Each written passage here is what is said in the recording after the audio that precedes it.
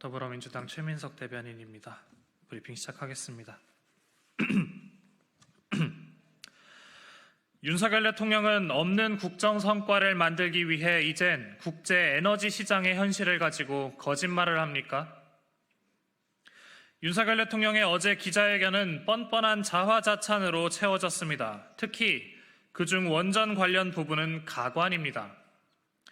윤 대통령은 원전 확대 정책의 정당성을 강조하며 원전 생태계의 복원이 수백조 원에 달하는 국제 원전 시장 진출의 토대가 될 것이라고 자평했습니다.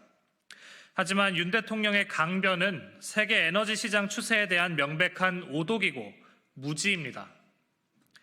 IEA 자료에 따르면 전 세계 에너지 시장에서 태양광 산업 등 재생에너지에 대한 투자 비중은 폭발적으로 늘어나고 있는 반면 원전 투자의 비중은 제자리 걸음 수준입니다.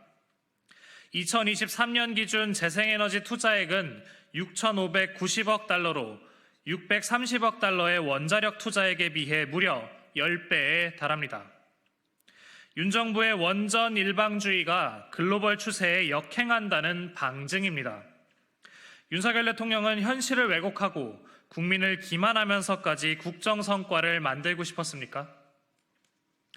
윤 정부의 친환경 재생에너지 외면은 대한민국 미래 산업의 기반을 무너뜨리고 반도체 기업들의 경쟁력을 약화시키고 있습니다.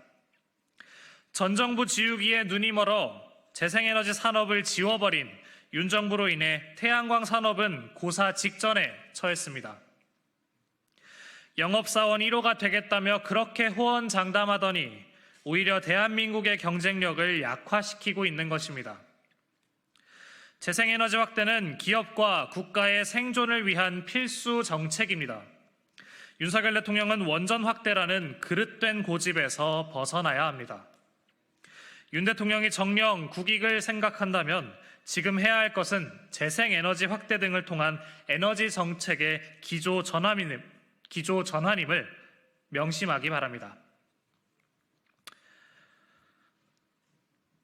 다음 브리핑 하겠습니다. 국민에게 윤석열 대통령은 어디에 내놓기도 부끄러운 대통령이 되어가고 있습니다.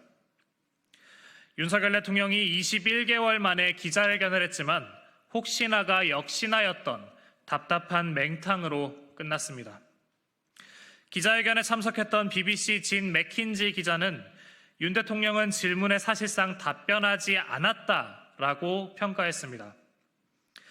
사전에 짜인 듯 매갈이 없는 질문과 핵심에서 겉도는 답변만 오가는 무늬만 기자회견이었습니다. 기자들의 질문에 답변 하나 제대로 못하는 금쪽이 대통령이라니 왜 부끄러움은 우리 국민들의 몫입니까? 그러나 더욱 심각한 문제는 소위 보수 언론이라 불리는 언론에게만 질문 기회가 편중되는 등 정부의 비판적인 매체는 소외되었다는 것입니다. 바이든 날리면 보도로 탄압을 받아왔던 MBC는 지상파 3사 중 유일하게 질문 기회조차 받지 못했고 외교 안보 분야에선 외신 기자들만 질문할 수 있었습니다. 결국 윤석열 대통령의 이번 기자회견은 국민과 소통했다는 알리바이를 만들기 위한 자리였음이 증명된 것입니다.